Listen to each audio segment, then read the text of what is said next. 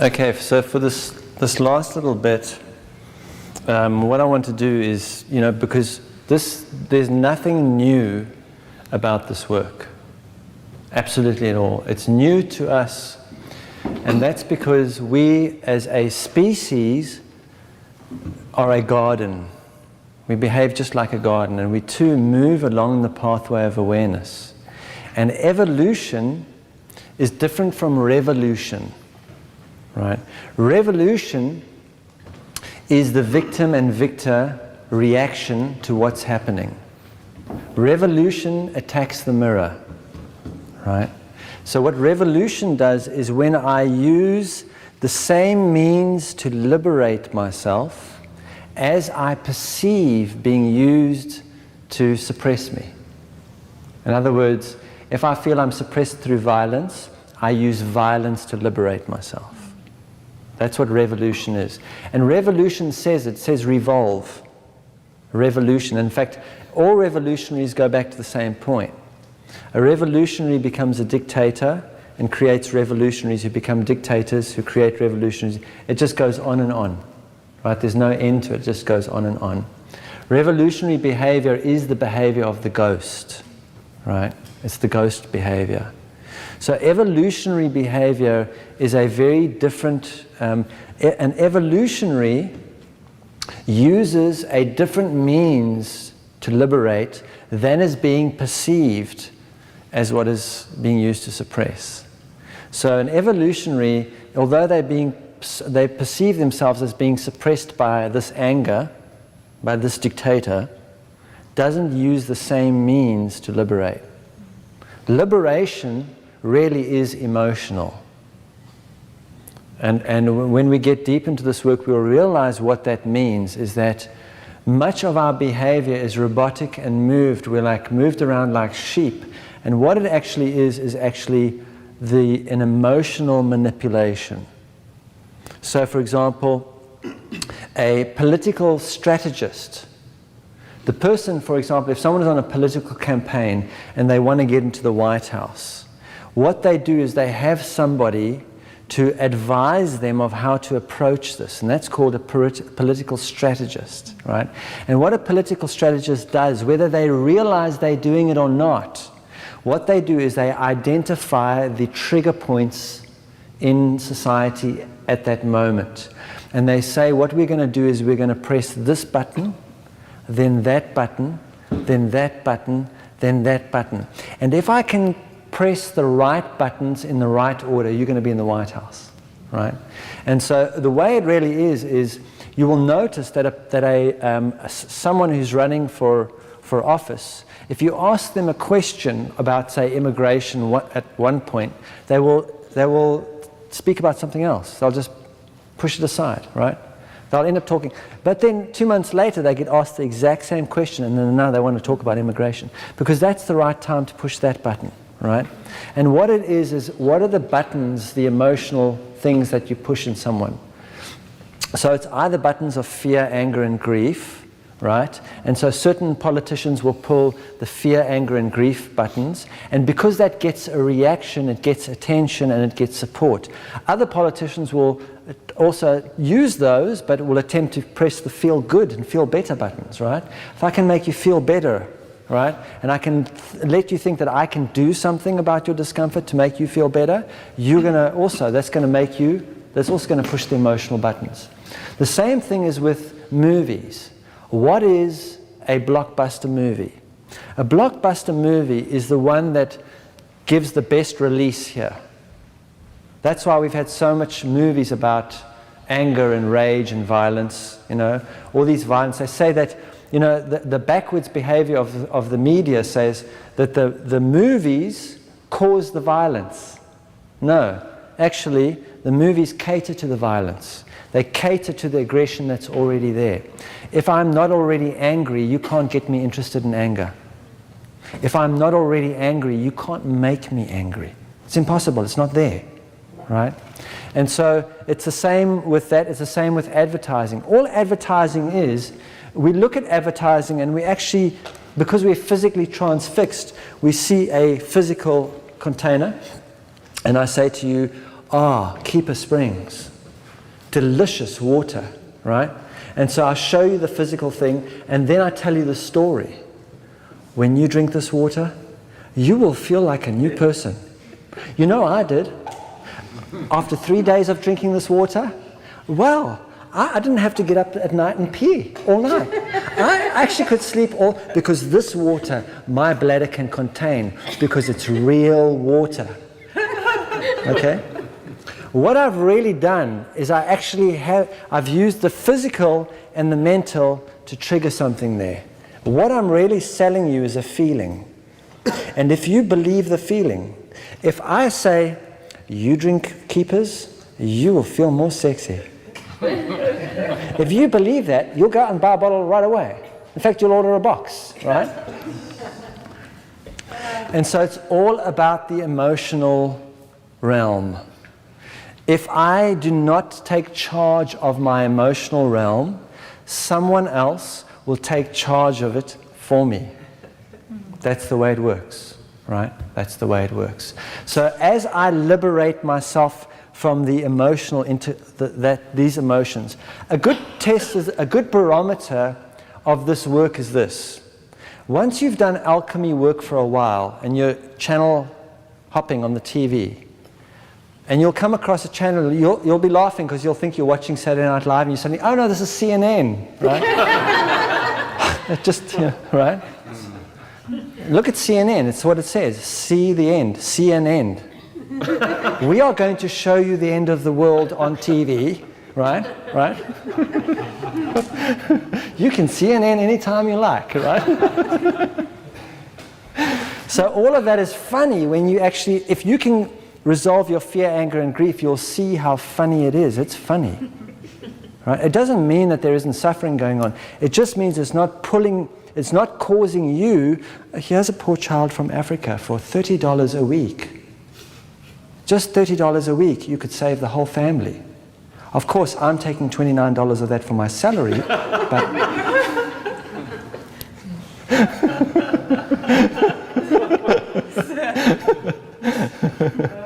Right? So that's the way it works, and that's the point of liberation, because the perceptual prison is the emotional prison.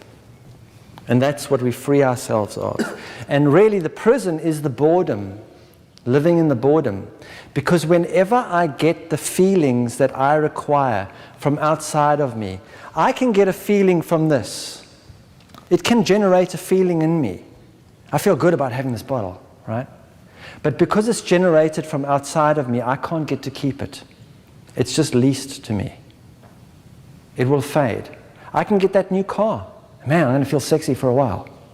But actually, if I want to get my sexy back, then I need to actually develop this so that I can feel that from within, because that I can keep. That I can keep, right? And that no one can take from me, and I can have it any time I require. As long as I want, it's mine. And because I have it, I'm not going to run around doing things and thinking things in order to accomplish it. And that becomes a point of liberation. It leads us into a very different type of life experience. That's the evolutionary shift. Now, humanity is moving along that, not everybody. For those of you who want to save everybody, good luck with that.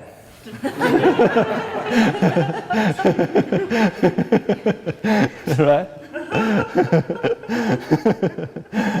Yeah, good luck. So the humanity moves like a garden, right? And we'll see that in our own microcosm experience and in the macrocosm experience, we really are, when you come to this work, it'll be from the physical through the mental into the emotional to approach the vibrational. In my own journey, a lot of physical pain, immense amount of pain, and I spent a long time in that pain. And then I spent lesser time in the mental, like what's going on here? Can I understand this metaphysics in the kitchen?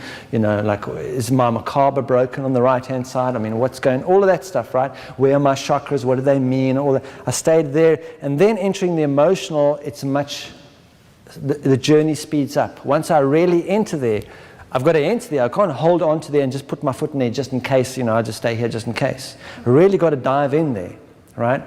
And humanity works on the same. The pathway of evolution moves along the pathway of awareness. We can call this living in the cave, right? The physical world, where we went, we lived, we had to have fire, we had to have some food, we had to have a woman to breed, or a man to breed, we had to have shelter. That was it. Safety, tribe, stay together, right? And really what a tribe is trying to be, that's why it's called tribe. If you look at tribe, okay? We're coming here to learn about the resonance of being. First got to get into the physical vehicle. It took us a long time to get this physical vehicle together. And it's groovy and it's finished. There's nothing else to add to it. It has everything it requires. It works. It can contain us, right? Then the next part of the journey is the mental part of the journey. Tools, right? Cutting things, right? Spears and all these tools, making things, needles, threads, right? Eventually, iPod, right? Apple Mac, right? Or we've now got all our tools. It's done. The mental part of the development is over. And this may have taken us, say on this timeline, millions of years. This takes thousands of years. This part of the journey is very quick. Some say it takes 13. So you can see the point of acceleration from millions to thousands to 13, right? It's a very accelerated part of the journey. And that's the part of the journey we're in at the planet at the moment. And when the planet, when a species enters this journey, it is most likely that they're going to enter it unconsciously. We don't even know what's going on. Just like we didn't know we were moving along this pathway of awareness as we entered the world from childhood to teenage to adult. You don't know that until it's pointed out to you. It doesn't exist until you see it. You go, of course, right? It's the same as this journey. We don't realize it. And until we enter this, when we're here, the world looks very different. We're looking at the world physically. When we look at the world mentally, it looks very different. When we look at the world emotionally, it again looks very different. Until we can be in the world, but not of it. In other words, we're anchoring our awareness here. So right now on the planet, there are 3 species. There are actually 4, but there's a very few of the 4th, right? There's 3 species on the planet. And we think of, because we're physically transfixed, we judge species by physical. We go, no, we're all the same species. You've got 2 arms, 2 legs, a head, a nose, so you're the same species as me. Actually, that's not how it works. The species is determined by where I anchor my awareness. What do I embrace as the causal point of my experience, right?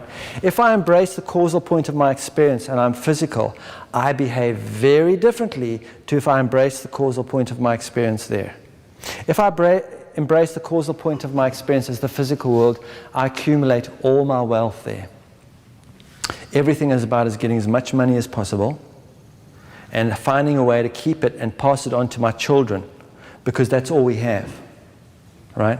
And I've got to really, I worship my body, absolutely worship. My body is the prime thing in my life, right? Here, then it's my mind, my understanding.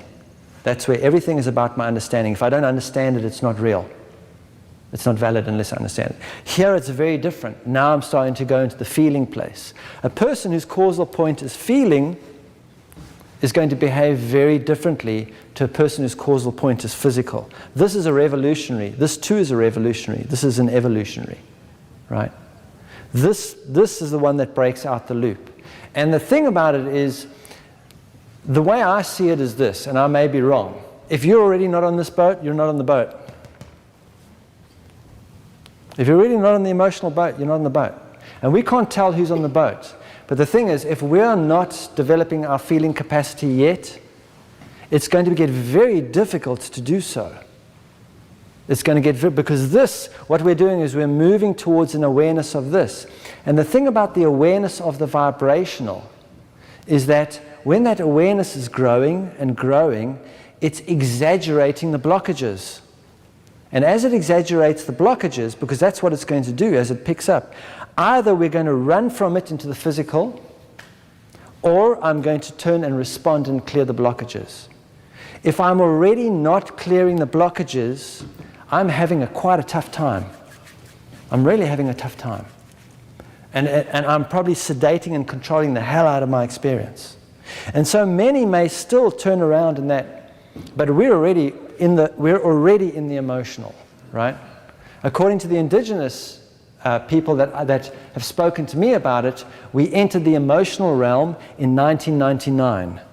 And you can see that because when a species enters the emotional realm, they punctuate the fear, anger, and the grief. In other words, there will be a planetary event to trigger, to set up the collective awareness of fear, anger, and grief. So as a planet, we can emerge and see. Emerge and see.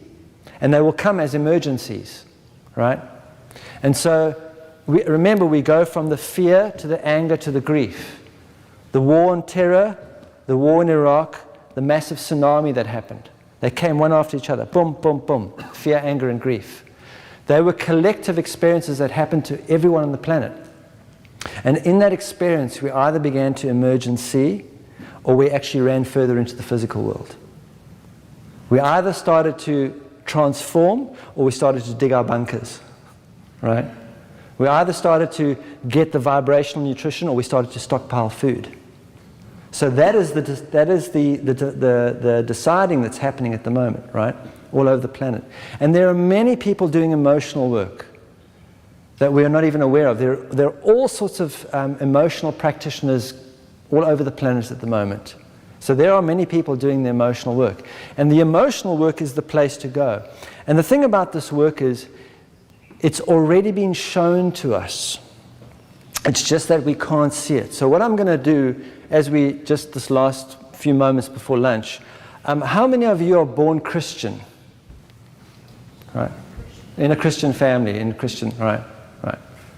So what I want to do is I want to talk about the teachings of Jesus, not the teachings about Jesus. All right? There's a very big difference.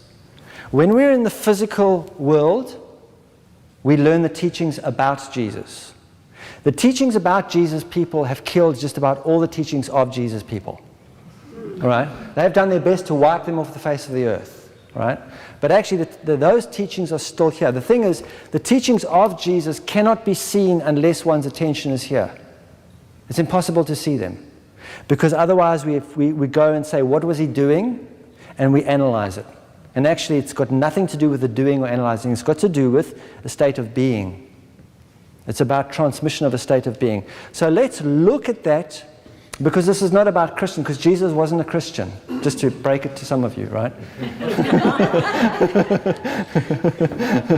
Jesus was a really groovy dude, right? If anything, he was a time traveler, because he knew what we were going to go through now. He knew about this approach to the vibrational. And he came with his posse 2,000 years before it happened, right? And laid in a pathway to show us the pathway through the emotional body, knowing full well we were going to go through it, which means he must have come from ahead of us to behind us to lay for what we need now. And the only way I can figure that out is this guy knows how to hop around time, right?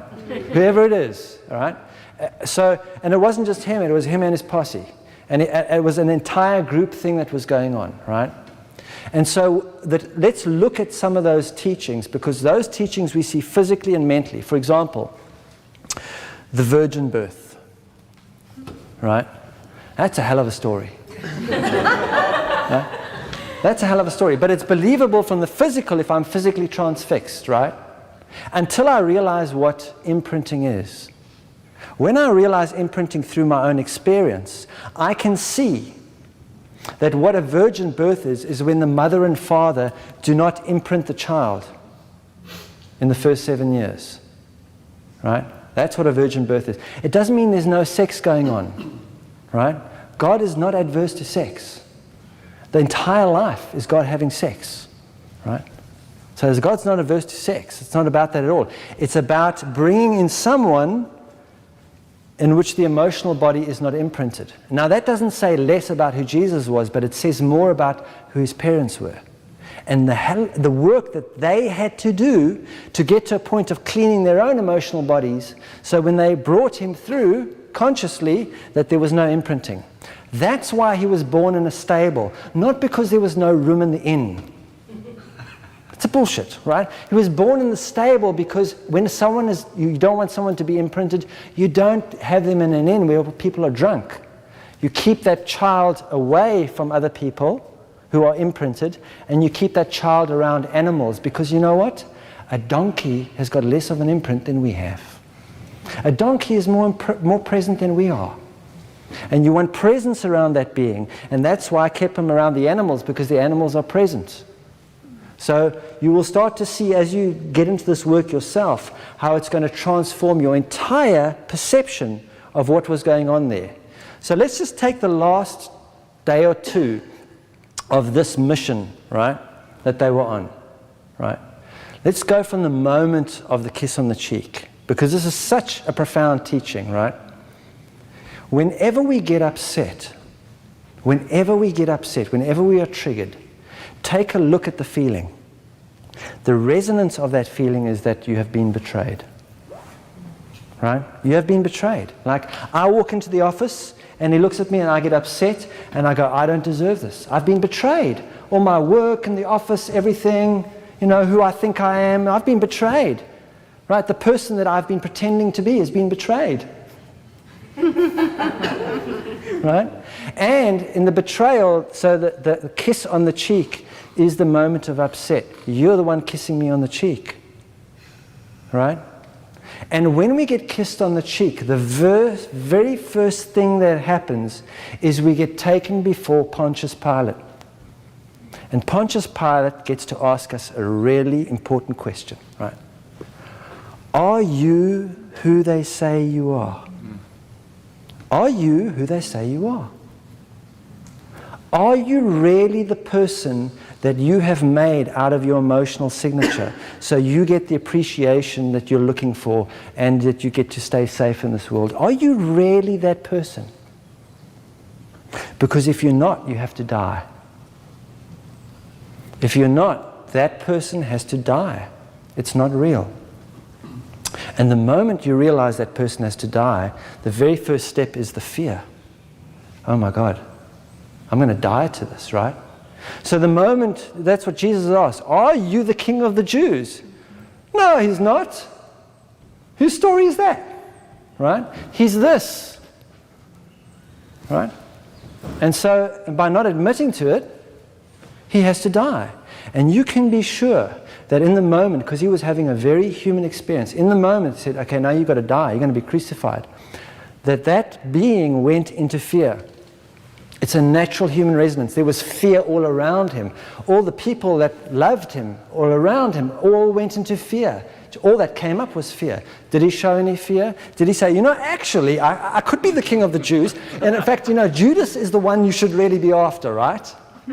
It's his fault, right, that I'm having this experience. No, he didn't do anything, because he required the nutrition of the fear.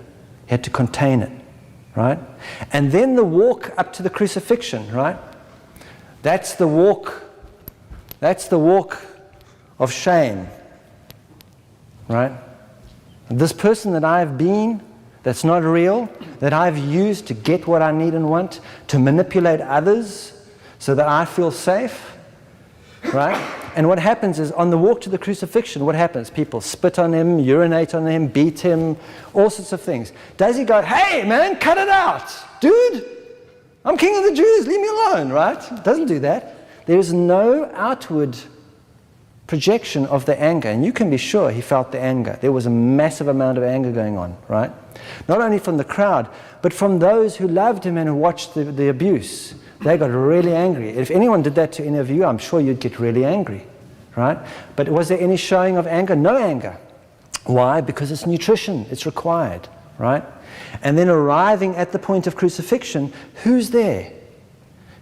His mother, his companion, Mary Magdalene, the people that love him, weeping. What's going to happen, right? The immense grief, you can be sure, because his felt perception is open, that he can feel that grief. Does he show it? No. Enters the point of crucifixion. What is the crucifixion? When we look at the crucifixion from the physical world, we can't see it. The crucifixion is when I realize that everything I've done with my hands to try and feel better has never worked. Everything I've done with these hands to try and make myself feel better has never worked. So I might as well nail them down. They are of no use to me in this next part of the journey. And when I realize that everywhere that I've walked to try and get away from my stuff, I'll go over here, boom. I'll go over here, boom, right? Every sacred site, every temple, every therapist's office I've walked into, it just follows me in and follows me out, because wherever I go, there I am. So my feet are no good to me either. We might as well nail those down. Here we are. And if I try and suffer, it's going to be, if I try and struggle from that point of realization, I am going to suffer. The only thing is I can be with it, right? I can't even think about it. Crown of thorns. There's no ways you can even think a conscious thought or a real thought when you have that much pain around your head. Like, stop it. No thinking is of any use now, right? And in that place, being with it, that resonance, right, is when we start to die to the person that I manufactured. That's the death. And you know that he went through a death because we go through a death experience there. And we know he went through a death because he said, Father, why have you forsaken me? In other words, this doesn't work. This is useless. This is not. He went through a death experience. The problem is, it stops there for most of the religions. That's why they keep hanging the cross up. They're only interested in the gory, they don't get what that's about, right, at all. Actually, it's about, wow, I'm back in this moment, in the real world, and I see you. I've raised myself from the dead, right? And every day we are being offered a chance to raise ourselves from the dead. Every day we are being offered a crucifixion experience, and that's what it's about. In fact, the whole of humanity is now facing a crucifixion. And the crucifixion is this. Every day we wake up and we can see more and more things we can do nothing about. Every day they get added to the list. Boom, boom, gas prices, boom, boom. More and more we can do nothing about. That's the crucifixion. The whole planet is moving through the crucifixion. That's the journey of our evolution. That's our invitation into being, right? Because the only thing you can do once you've been nailed down is be there. Not going anywhere now. Right. And that pathway was laid up. That's the pathway through the emotional realm. It has been shown to us. It's not about someone saving us from anything. It's about someone having the courage to show us how to save ourselves, how to awaken ourselves from the hypnosis, from the state of hypnosis, right?